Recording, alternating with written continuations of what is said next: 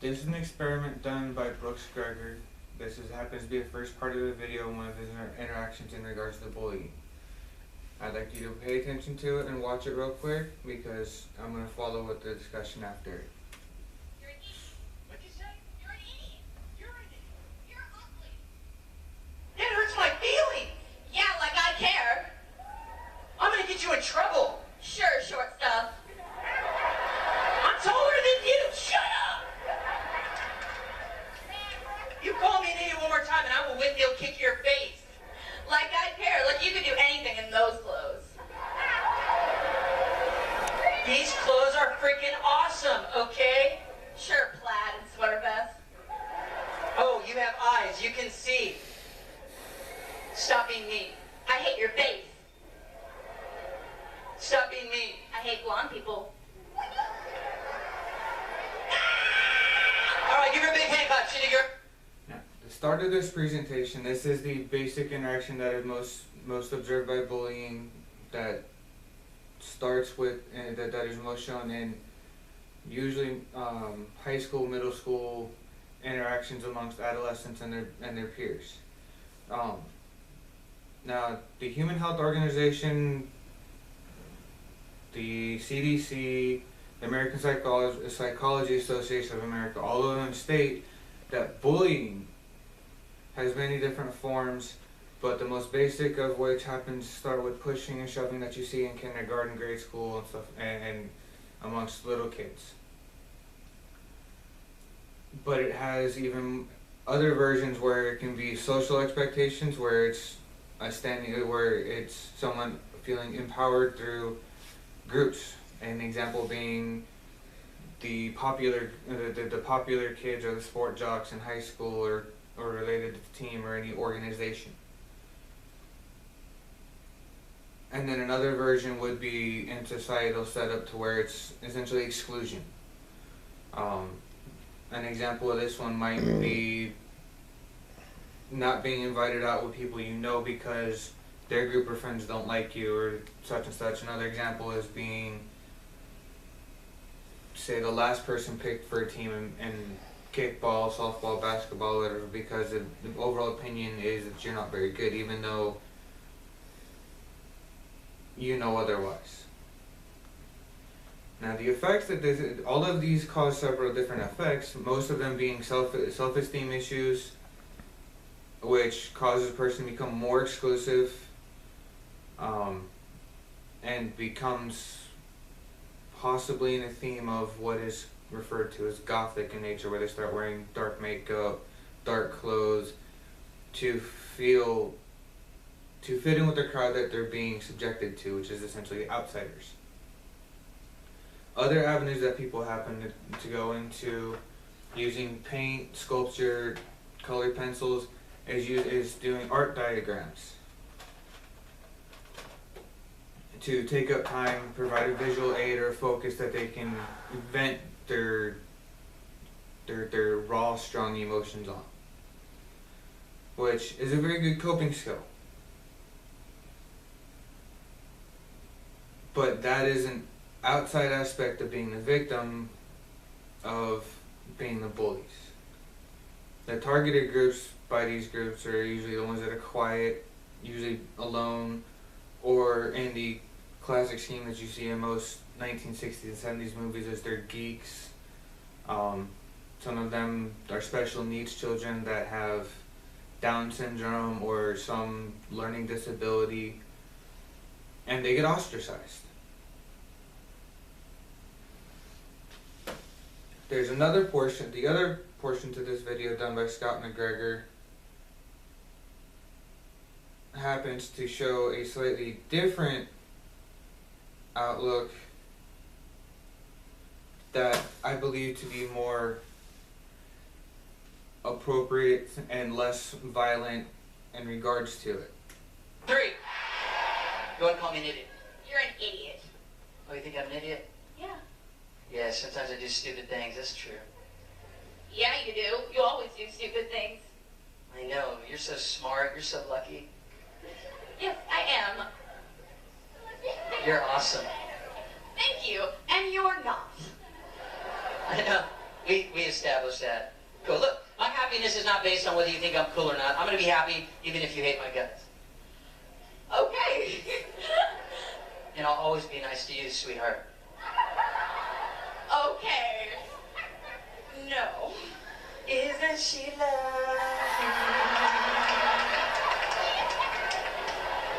Thank you. You're welcome. I won. Give me a big hand clap. That was awesome. Sociologist have been. Now that is the better version. The difference between the two, and the first one you saw, the lady was the antagonist, and his reactions fed the control aspect that the antagonist had. She essentially fed on his response, which one gave her more ammo and two spurned the victim even more. And the second one, you notice that he takes her insults and accepts it and expresses it back in a form that makes it a little bit harder to retaliate against or gain power from. What that shows is the power situation that was created by the bully and the victim being taken away from, being removed from the situation because the bully no longer had power, however much they tried. Which still frees up people to be able to pursue special interests like arts and drawing. But the bullying, it also prevents what the CDC states in a study that they did, where the victims started presenting with physical maladies or symptoms of being a bully, which would be headaches. They end up performing poorly in school. They end up having a poor outlook at school, and a poor outlook towards other individuals as well, which makes it a little bit harder for them to make friends and rejoin a grouping. Now, this also translates into the workplace. Everybody suffers from it, and the difference being is everything is a lot more subtle and underhanded, be it gossip, rumors, being purposely given the poorest position or poorest job of a group setting consistently, even though you shine to where you can do more.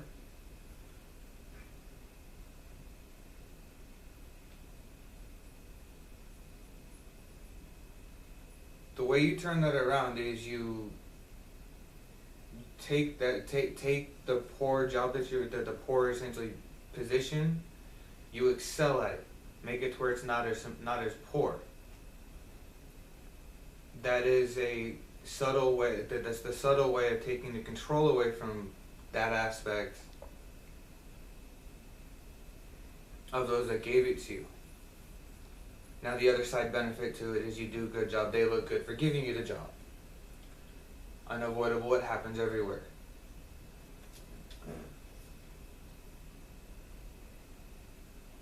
That is more the method that should be used versus feeding the cycle, feeding the control, feeding the anger to try and solve a problem. Threats don't solve anything, and harsh words make other words harsher.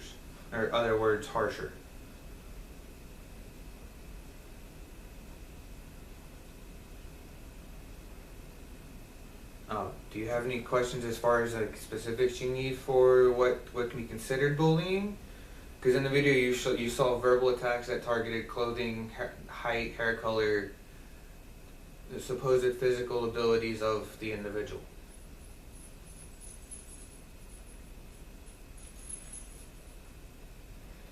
My question is, if they turn it around and they accept it, do they still feel the bullying aspect isn't there, but it's still an esteem problem then, because they're accepting what these other people are saying about them? You can verbally accept something without actually accepting it. know, but my thought is, if you have to accept it so many times to make them believe and not do it, you're gonna make yourself believe. Well, the other thing that can go with that is if you've proven that their insult doesn't bother you, what reason do they have to continue? They're no longer getting under your skin, getting under your head. Again, you've essentially taken the power out of their attacks. Now, as an adult, I understand pushing and shoving that can be turned into assault versus just childish play, but still. Okay, my thought was that it was just, by accepting what they have to say, yeah, it diffuses the bullying aspect at that point. But if you have to deflect it so many times, can you still feel, not necessarily being bullied up, but you still feel that you're not accepted for who you are? Another way to look at it.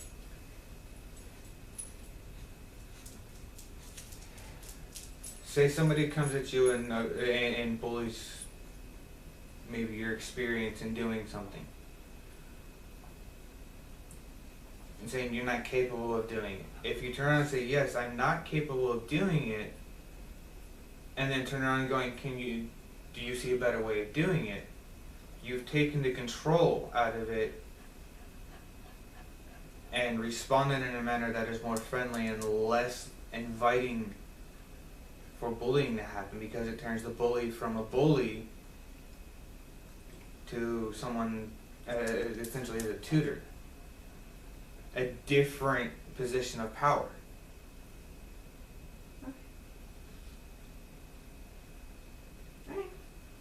The other side to it is with bullying, they can come from a poor childhood, problems at home with parents and other siblings. An example being a problem child that grew up in foster care that bounced from home to home to home, not by his own circumstances, but by what happened with the foster homes. Is that a strength for him, or is that a liability to get bullied from? Is it he can get attacked for it once, but if he shows that he can turn that attack into a source of power that takes away from the bully, is the objective achieved? Yes, but if he's being transferred from foster home to foster home because of bullying, there's still an issue. Granted, it's not in his control that he's being transferred from home to home.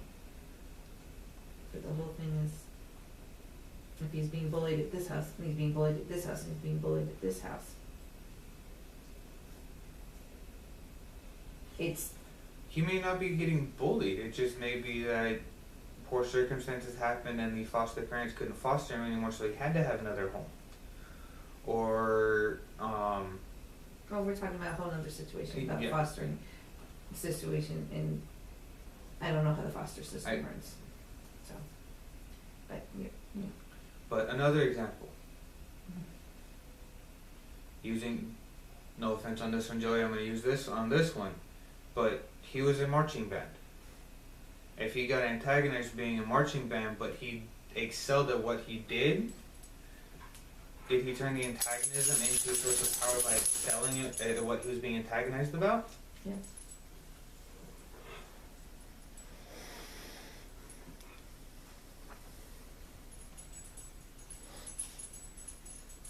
So what you're saying is to turn around bullying is to accept or to agree with you're being bullied about. Not necessarily accept and agree to it. That's one form of taking the power of the situation away. Right. Because you can accept and agree to something and take it to heart and become what you agreed to. Or you can take and agree to it just to subdue the bully. agree to it even though you're better, and don't provoke any, and don't cause it to be a provocable experience again. Okay.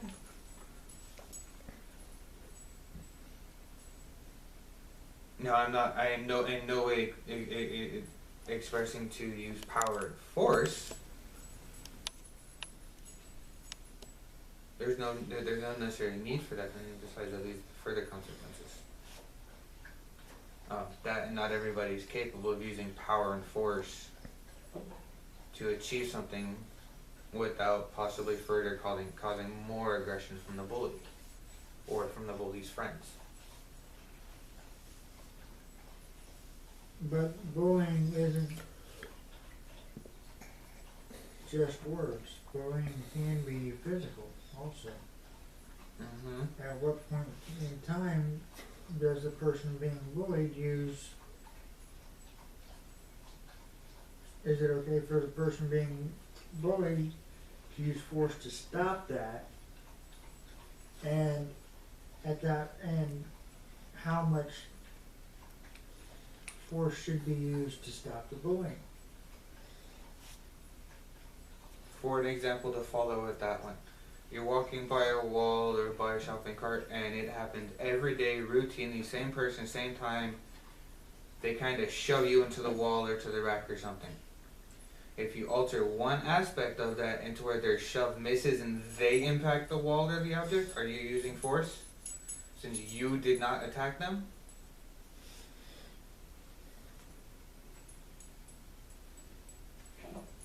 No, you're not. But And if it happens repeatedly, since there's no benefit coming from it, why would the bully continue doing it to cause themselves harm?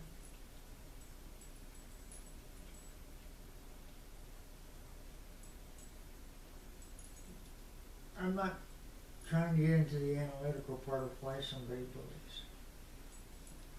I'm asking because, and the reason I'm asking this is because the shootings that occurred, Mm-hmm. all of them, the last couple where the student was bullied. Mm-hmm.